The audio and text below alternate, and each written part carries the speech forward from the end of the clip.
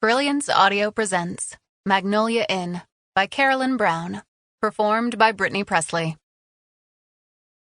If only. Jolene had played the game in her head too many times, but that evening she did it again.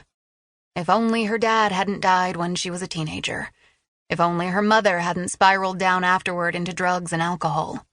If only Aunt Sugar and Uncle Jasper weren't going off on a long, long vacation in their new motorhome.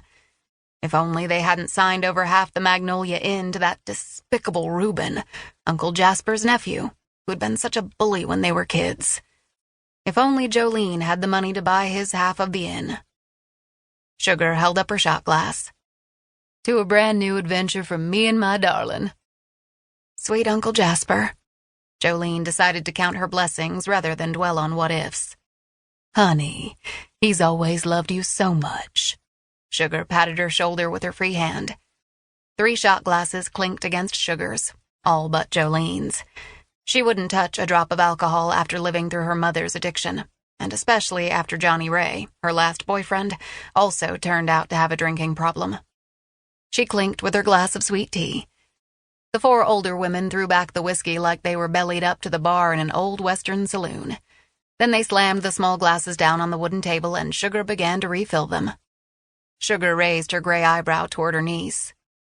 You sure you don't want one little shot, darling? Positive. I'll be the designated driver for these 3. She took in Lucy, Flossie, and Dottie with one wide sweep of her hand. Don't you worry about that, darling, Flossie said.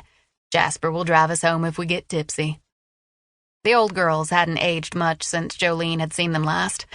Lucy still needed rocks in her pockets to hold her down when the wind picked up in East Texas. Her dyed red hair was still cut in a chin-length pageboy, and she still used way too much blush on her thin cheeks. That night she wore gray sweats that hung on her scrawny butt like a gunny sack on a broom handle. To a new year full of surprises.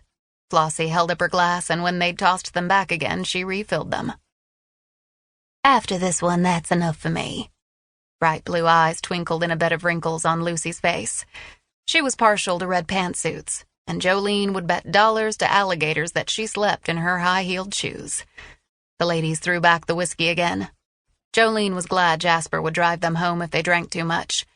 She'd been coming to the Magnolia Inn since she was a little girl, but during all that time they'd always just visited at the inn, so she had no idea where they lived.